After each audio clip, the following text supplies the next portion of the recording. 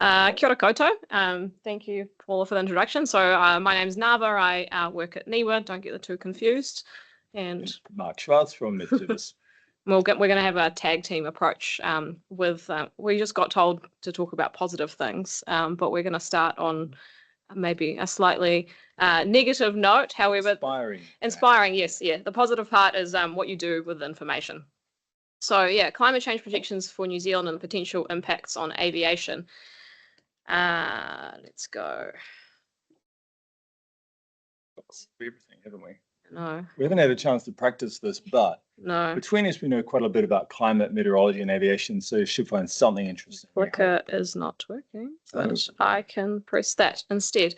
So yeah, our climate is changing, and the reason why is to do with greenhouse gases in the atmosphere. This graph here shows the record of CO2. The grey line is the instrumentation in Mauna Loa in Hawaii, and here in Wellington we actually have been measuring CO2 since 1972 at Bering Head. It's one of the longest running stations in the Southern Hemisphere, so actually quite lucky to have that record. And because of the kind of very obvious increase that we see in this chart, our temperatures have been changing as a result. So this focus here is on Aotearoa, New Zealand. We have a record of temperatures in New Zealand, the 7-station series, which extends back to 1909. And this is kind of what we're seeing here in the form of climate stripes. So blue colours are cooler than average years. The average is a recent average, which is a warm average, which is why we see a lot of blue. And the red colours are above average temperatures. And 10 of the warmest years on record have all occurred since 2013. But over the length of that record, the average temperature has increased by about 1.1 degrees. I'm going to go back one and segue into that. So this is the change that has already occurred, but we're here to talk about the future and future projections. So how much more warming can we expect? What other changes can we expect as a result of that? To answer that question, we use climate models. So these are representation of the atmosphere and things like that, and they help us to understand the future. Similar to weather models, criticism saying, well, Mark, you can't even get the weather right in 5 days' time. How are you going to tell me what the weather's going to do in 2050, 2100? But we're looking at trends. We actually can predict that quite well with climate models. We're not talking about the kind of what happens on the 1st of January 2049. It's what will the climate be like that. And to do that, we use these models. The global models are quite coarse, about 100 kilometres. That's the kind of resolution that you're looking at for global climate models. For Aotearoa, New Zealand, NIWA's recently completed some downscaling and bias correction work. So we've taken those global models, we made downscale them to a 12-kilometre resolution, and then we used observations to bias correct them to a 5-kilometre resolution, which is a lot more useful. We can see a lot more detail, and especially in countries where there's a lot of topography, like New Zealand, that makes a big difference to really resolve things like the Southern Alps. This data here is now freely available via MFE as of July, and a lot of organisations are using that for things like climate change disclosures, adaptation planning, and etc., etc. So what do these, one thing about the projections is that the biggest uncertainty in climate models is around what we actually do as humans. So in terms of greenhouse gases, and to be able to understand that, what might happen, we have to use scenarios. So when does global population peak? What technologies are being used? Are we kind of using biofuels? Are we doing, is there a lot of renewable energy? Things like that. So the scenarios are all possible. They're all kind of plausible situations. Not one is meant to be more likely than the other, but they do kind of show us different outcomes. And what do the scenarios show? So when we look at temperatures, if we look at more of a rockier kind of path, average temperatures in New Zealand could increase by around 3 degrees, but a more sustainable path shows that they could increase by just under 1 degree. The trend is the same, so irrespective of the scenario, we expect warming, but the magnitude is different, and that shows that our actions can actually have quite a large impact. The average temperature shifts our whole distribution of events, essentially, and so the future climate is a shift, 1, 2, 3 degrees. Doesn't sound like a lot. The temperature changes way more than that day to day, but it does shift the climate system and we start experiencing more extremes. And this applies to heat, but also other extremes as well. We've already seen an increase in extreme heat records and things like that, whereas cold records are very, very rare now. They still do occur. For example, in Auckland, averages about 30 to 40 hot days per year. Under a kind of a rocky path, there could be an additional 70 to 80 hot days per year by the end of the century, or 20 to 30 days, I think they said, under a more sustainable path.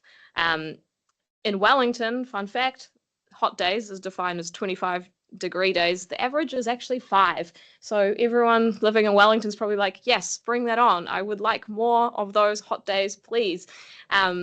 There are some positives there as well, but I will pass the baton on to Mark to talk about the kind of the other side of the coin and what comes with more heat extremes. Arrows work as well, maybe. Yes, so it's been getting warmer and it's going to continue getting warmer. We'll start with the easy one first. Yes, positive spin. It's a bit of a stretch with positivity, but we're facing reality here. Impacts of warming. The obvious one, I think, to most aviators is affecting just aircraft performance and takeoff. It's been pretty well known, and standard design metrics use international standard atmosphere on most things in aviation, and that uses a background temperature of 15 degrees at the surface. By the time you hit 20 degrees, you need 7% more runway. By the time you're 25, which is the numbers we're just looking for New Zealand, you need 13% more runway. By the time you're 30, you need 20% more. So this is real, and this is probably one most front of mind, I imagine, in this room. Lots of implications there. But there are lots of other ones as well, the human factors. So cabin comfort, you're probably spending more fuel on just maintaining cabin temperatures, particularly GA pilots or small aircraft with less efficient cabin conditioning.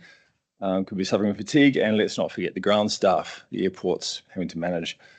So in fact, we have disruptions now from wind affecting ground operations. Well, it's going to become more of a factor, having temperature impacting that. Aircraft performance, so this is, it's aircraft, but it's actually almost more directly affecting runway management, because if it takes longer to take off, then your turnaround times increase, which is problematic trying to manage traffic on the ground. And if your takeoff slope's shallower, well, you're actually close to the ground, affecting more suburbs. That could become a bit of an issue and might actually be factored into urban design. And of course, the operations themselves, so damage to assets, runways. Maybe New Zealand's not so impacted by the melting runways, which we're seeing already in some parts of the world, but still, it's going to have an impact on assets. So this is the easy one. And how do you mitigate this? The easy one in terms of most obvious impacts, mitigations are, well, they exist. One is temperature forecasting. Okay, we know that much. What about clever temperature forecasting? So if we move into more probabilistic, smarter temperature, we can factor that into decision making better than just a temperature of 24 degrees. What does that actually mean? If you like, we could even make that more valid by turning it into a takeoff limit forecast. We do that for lots of parameters now, make it actually something that the end user has to use in their decision making. Why not actually have a takeoff mass forecast? Now, dynamic loading and a dynamic scheduling, I didn't say it was going to be easy. All these things have ramifications, of course, but they're all logical approaches to the problem.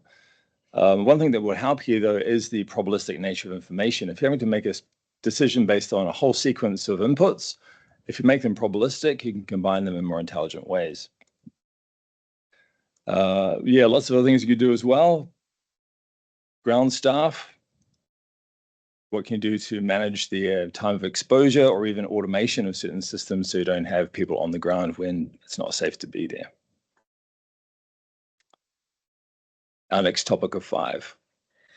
Yeah, forgot that part. So yeah, rainfall projections and impacts. We do have projections of total rainfall and how that might change in seasonality, but we're really going to focus on changes to extremes here. So extreme weather is more intense and frequent already, and the reason behind that in terms of climate change is Put simply, a warmer atmosphere can hold more moisture and energy. So imagine you have a sponge and you bring the sponge 50 years into the future, it basically is larger in size. So when you wring it out, more water comes out. So same event, you get more water. Just as an example, there was a study that was recently done looking at Cyclone Gabrielle and the climate change kind of footprint in that. And it found that there was 10%, the rainfall total was 10% higher because of climate change. So it's not saying that event would not have occurred, but there was 10% more rain. And you can imagine that if you decrease the total rainfall by 10%, you still would have had impacts, but maybe in some places they would not have been as severe. So this is the kind of impact climate change is having on extreme weather events.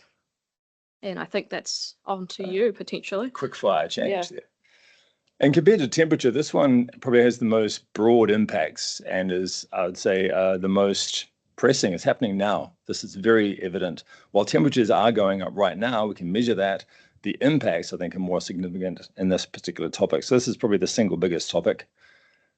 If we look at Insurance Council data, just starting with the simple facts, this is something I presented back the last time we did this in 2022, late 2022. So this is the 2022 numbers. See a bit of a trend there. 2022 itself hadn't quite come in when I did this. It was about 350 million. So top of that chart. You remember 2023. So just Gabrielle and the Auckland anniversary flooding, they came to 3.5 billion. So 10 times this axis. So literally through the roof compared to this graph. So not saying that's going to continue, but the broad trend we do expect to continue. Oh, I should have brought that quote up earlier because it's quite a good one. Just saying, most organizations are taking this very seriously. Certainly the governing bodies who need to take a long view are taking a long view. As I say, I was last presenting this just before 2023. So some good footage since then. So a changing weather, we're certainly seeing this now. So the nature of our weather is changing. The nature of our weather systems is changing. The nature of the weather systems we're dealing with in the future will change. If you note the date on that particular image, this was something produced, it's a nowcast warning product issued on the day in the Auckland anniversary floods. So impacts of flooding, they come really in two varieties: the flash flooding, the fast turnaround, quick, low predictive events, and the more prolonged rain events.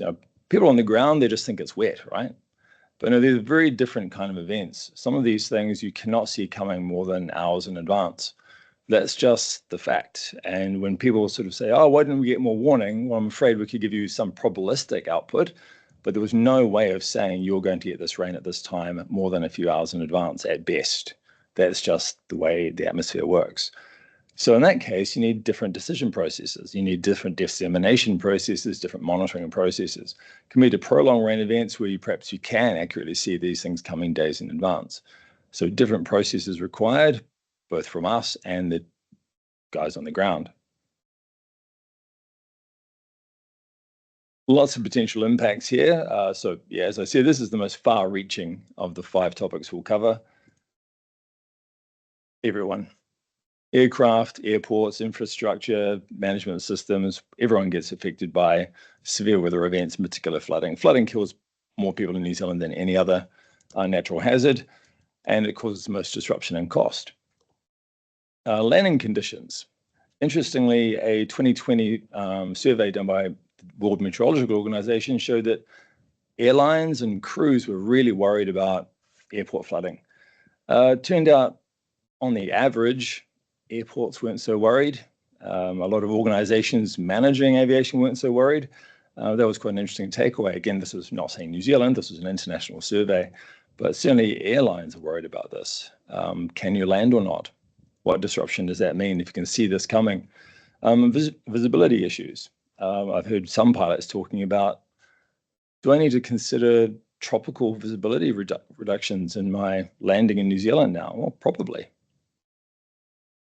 And even more of an issue if it's not just Auckland that's getting hit by a storm, what if it's a large-scale system affecting Wellington and your alternates as well? So it's a multifaceted problem. So what can we do about it? We need to be a little bit clever. One thing I'm suggesting here, and it's not just me, is coordination. So coordination from airports, the airlines, infrastructure, emergency management, regional council. The more coordination, because this is a shared problem, the better the decisions for many of these complex interrelated issues. And investment in resilience, I think, is the takeaway sort of theme through a lot of this. It's not easy, it's not cheap, but it's probably going to save you in the long run. That sort of sums up climate change, really. Optimization into operations. What does that mean? It means to make good decisions, you need good data. But it doesn't mean, as I say, just a temperature of 24.3 degrees. What does that mean? You need a profile of potential temperatures. Then you can make good risk-based decision making. The same with rainfall, all these multifaceted problems. Again, temperature and wind, crosswind, rainfall, visibility, all these things have different relationships. If you want to make good decisions, you need to consider them all en masse and probabilistically. Oh, and not forgetting my favorite, who doesn't like a bit of lightning? Maybe not when you're flying. So some of these issues are more predictable than others in terms of climate change. Temperature's fairly predictable. Again, the weak link there is what humans do. Convective activity is a pretty good takeaway. We're going to see more convection, CBs and the like, and all the ensuing fun that comes with that. So expect more convection. New Zealand's moving to a moister, warmer climate generally. We're going to be seeing more convective activity, perhaps more severe storms, more complex multicellular type activity, squalls. And icing. While airframe icing is a complex topic, it's hard to have a strong predictive signal what climate change will mean for airframe icing. Convective icing it's a shoo-in. We're already seeing issues with high altitude, small particulate icing in terms of engine, affecting engine power, damage to engines, pitot tubes, for goodness sake. This is already a problem internationally. This is pretty reliable signal that's just going to go up. And hail, just to really get us going. How's that for eggs? So hail isn't something that New Zealand's had to worry about too much compared to some countries. It is still there though, so you don't want to hit these in flight, obviously, or even a parked aircraft, or let alone on landing or something. This can do serious damage. Again, New Zealand's kind of gotten away with this, whereas we look across New South Wales and we go, oh wow, that was impressive, wasn't it? We might not be able to sit quite so comfortably so much in the future. What to do about it? Well, again, smart weather information would help. An integration of this weather information into your decision making. So this includes monitoring, it includes products, it includes advice, the whole sequence. More flexible airspace, just putting it out there. I'm not saying it's easy. And agility. Again, there's a price to be paid for agility, but there are lots of upsides. That's true for most organizations, and it's very true for impactful weather like this. Next topic. A fun fact about hail is prior to Cyclone Gabrielle and Auckland anniversary, the Timaru hailstorm, I believe 2019, was the costliest insurance payout in New Zealand. So yeah, it can be, it's rare and it's damaging. And actually, there's a paper that hasn't been published yet, but I've seen the figures, which are for Australia, but you know, sometimes we get included on the side, and it's hail projections, and they are expected to increase over New Zealand. So it is something that we're going to have to think about a bit more. Turbulence. So NIWA itself hasn't done any kind of projections or work on turbulence, but there is a paper that was published in 2023 that looked into, these are changes that have, I think there's, no, I thought there was a date on it. These are changes that have already occurred. So this is looking back, and there has been an increase in turbulence over North America in particular, and the Atlantic, and kind of New Zealand is in the kind of the light red as well. So we've already seen changes to patterns in turbulence, and when looking at the projections in general across the globe, it's expected to increase in clear air turbulence, that is, and then we get to see enhancements, particularly over where the polar jets are expected to move. If we look at the projected changes, this is by end of century under one of the projections, and these are pressure patterns, essentially. So these are projections of pressure patterns. There are some changes seasonally. So the polar jet stream is expected to move southward. This is a good thing during summer and autumn because it's so far south that we're expecting kind of maybe calmer conditions, more northeasterly winds and things like that.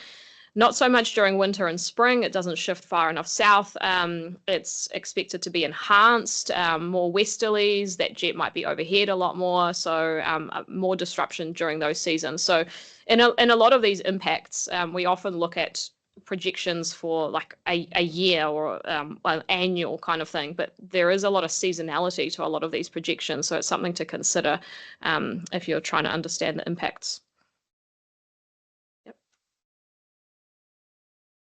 I thought there were dates on that too. Don't know where they've gone.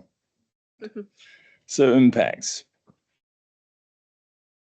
Yeah, increased CAS likely. So while the polar jet might be shifting further south, sometimes, the subtropical jet, it's not going anywhere. In fact, it might be getting closer as well and stronger. So where do most of our routes go? At least outside of New Zealand. The other thing to note from that, that graph, was New Zealand's not the worst affected. So again, if you're moving anywhere off New Zealand, you need to consider the impacts of where you're going to in the route forecasting. That might be more of an issue. Increase in westerlies on average. What does that mean for New Zealand? Well, this might be controversial. More wind. I think that's actually quite a tricky forecast. It's depending on lots of things, but the overall consensus is more westerlies, more wind, more mechanical turbulence. Along with that comes with shifts in the jet streams and so on, shifts in storminess.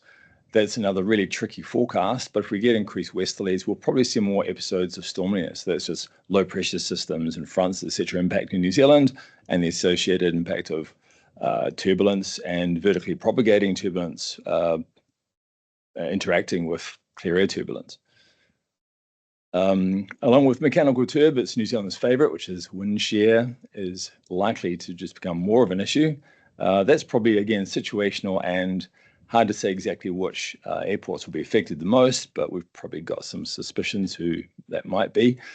But yes, wind shear is just going to keep turning up.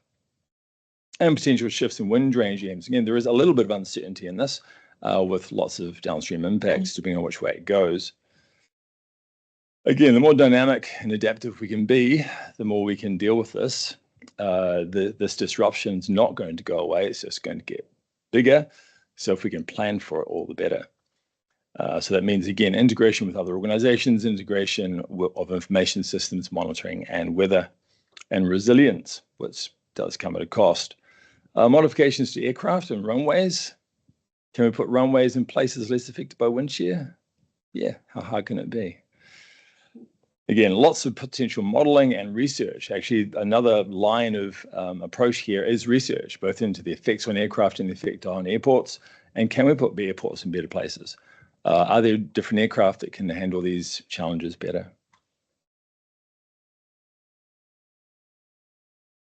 Gonna switch topics, go to sea level. So sea level has already risen about 20 centimetres on average since the 1900s. That's when we kind of started measuring sea level around New Zealand. The complicating factor around sea level, and this is globally, but especially in Aotearoa, is that you also have to take into account vertical land movement. So the land is not stable, and this map on the, I was going to say right because my right, but on the left, that comes from nzsearise.co.nz. You can go on there and look at the sea level rise projections yourself. This is just showing vertical land movement, so no sea level rise, and the blue dots are where the land is actually sinking, and red is where the land is going up. So areas where the land is going down and you have sea level going up, you can imagine that's going to have a relative sea level rise that's a lot worse than maybe kind of global averages and things like that. So Stewart Island's looking really good though, so that's some positive there. Some people don't know that one of the biggest contributors to sea level rise is the thermal expansion of water. So it's not just kind of ice sheets melting and things like that. If you did none of that and all you did was just heated your water, it takes up more space. place. So a lot of that rise is due to rising temperatures alone. And because of that, we've already baked in at least 20 more centimeters of sea level rise by the middle of the century. The big question is, how much further will it rise? So that depends on those different scenarios. But let's say a 1 meter sea level rise, about 2/3 of Kiwis live within 5 kilometers of the coast and would be impacted by a 1 meter sea level rise. So it can have quite large impacts, not just on the infrastructure and the kinds of things everyone here is interested in, but other transport links and people's lives. If we look at this graph here, so say a 30 to 45 centimeter sea level rise currently would occur once a century. If that was to occur, a current 1 in 100 year coastal flooding event, if there was a 30 to 45 centimeter sea level rise, that could actually become a once every year event. So you get a lot more nuisance flooding in places that, and in some places you get quite major flooding. So that would be quite a large impact for places. So we've moved from temperature, one of the most obvious, and along with weather itself, high impact weather, the most pressing currently occurring threat, to something that you sort of think you can kick down the road, sea level. It is a slow burn, but it's a sure burn. And while 20 centimeters might not sound like a lot, if you add that to, again, high tides, increased storminess, 10 or 20 centimeters of an average storm sea level rise, all these things do add up. If you compare that to some of our runway elevations, we don't have a lot of room to move.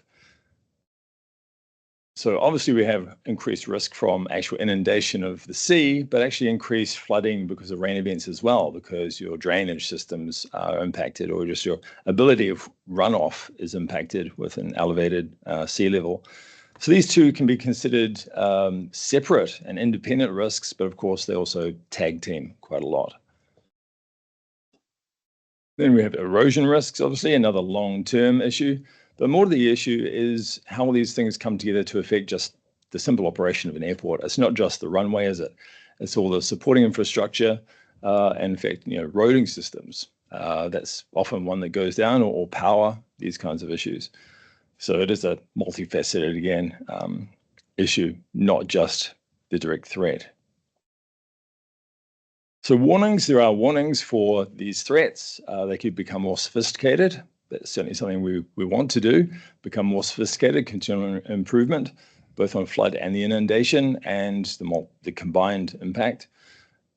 But this is a long-term issue. So design really comes into this. So can we design airports better? Can we design the supporting infrastructure? What is the weakest link? Each airport will have a different weak link. Last but not least. All right, we've been talking a lot about extreme rain events and things like that, but there's actually the other side to that coin. And while we're going to see more frequent and intense rain, there's also going to be longer periods when there is no rain. And actually the projections for the annual change in dry days, so these are days with less than 1 millimeter, you can see particularly in the North Island, we're expecting a lot more of those.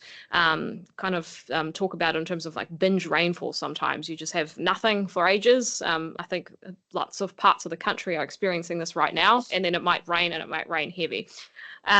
So we are expecting more frequent and intense droughts, and that can have an impact on aviation in terms of soil shrinkage and cracking can damage runways, especially in more rural areas. You can have dry and dusty conditions, which can reduce visibility and takeoff and landing. And water restrictions may be something to consider in the future as well. That certainly impacts households already in some place, but they might become more widespread because we have this issue where we don't have enough range, or especially during key times in the year. That's maybe me as well. Hold on.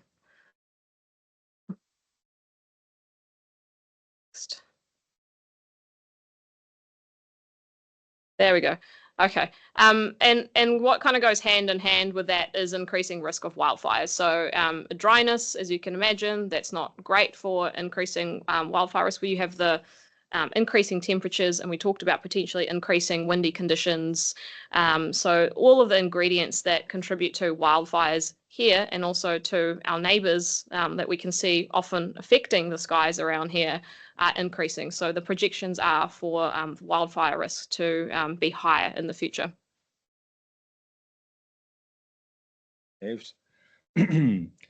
So we're used to blaming the Australians for this, but as we've seen, that we might become more of a local producer. Unfortunately, in this case, it's not of something good. So what are the impacts? So there are the obvious direct impacts. So visibility is one. That's sort of how we treat the hazard at the moment. But also the sources of aircraft damage. I think the industry is pretty aware of that, sort of similar to volcanic ash. Different types of particulates, different types of ash, depending on the proximity and nature of the fires, can have similar impacts. What about fire just as a hazard?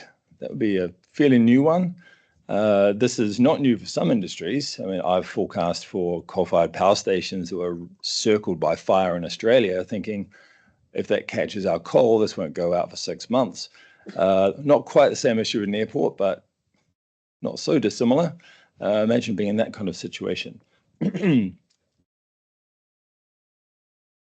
And an interesting thing from the Australian fires of 2019, such as this image, we saw real changes in the physics of clouds. So that is their electrical properties.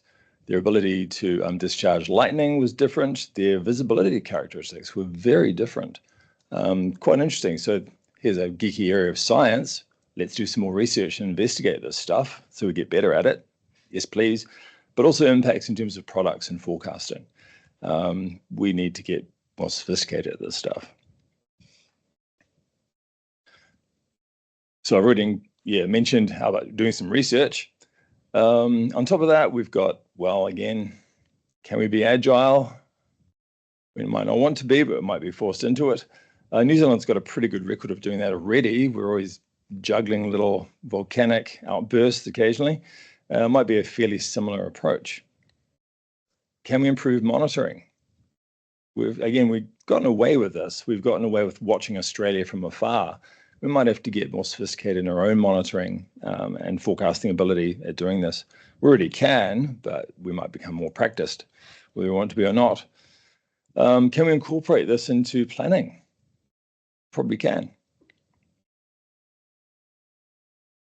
So we're meant to be positive, well, the takeaway really is to expect change and disruption. We might not want it, but that if you just go la la la, it's not going to happen, well, you're going to be surprised. And again, it's not just us. This is well recognized by anyone who really is involved in it. It's a very well recognized issue, along with some of the approaches to mitigating it. So we've covered 5 main areas here of different immediacy. So again, heat, rainfall, extreme weather, these are already being seen and will just continue to go up. Some of these other ones might seem a little bit far away, but they're in some cases more set in. They're guaranteed. So again, depends on what your horizon is, what your concern is with each of these. Some interesting takeaways here, though. When I wrote up some takeaways and what to do next, and I was really reassured to see the same language being used by these international commentators. Because if you see this as a threat, you can also see it as an opportunity. Really, it's a very good investment signal. How else to respond other than to invest in your resilience? Because this is a global problem. The impacts might have a regional flavor, but it's a global problem. And if you are well positioned, then you are well positioned to deal with the risk. So smart weather services, that again starts from monitoring, it goes to data analytics and approaches, good products, probabilistic information. I can't believe how little probability is used in decision making. If you want to make a good decision, you need to consider the risk profile. And that feeds naturally into dynamic decision making by using a chain of probabilistic information. There are systems out there that help us do this. And coordination. as our friends at the WMO are saying here, combining in different agencies' interests really helps with the problem. It's not just your problem, it's all of our problem. And I think there are solutions if we look across the community. So that means coordination both within your organization and with other organizations. And again, investing, well, it's investing in resilience, which we often don't do well enough, perhaps. And of course, there's the research plug, which covers many facets. So aircraft investigations, planning and design of airports, and systems of operation. So there's a way forward. Any concluding remarks? No, that's great. Thank you. Yeah.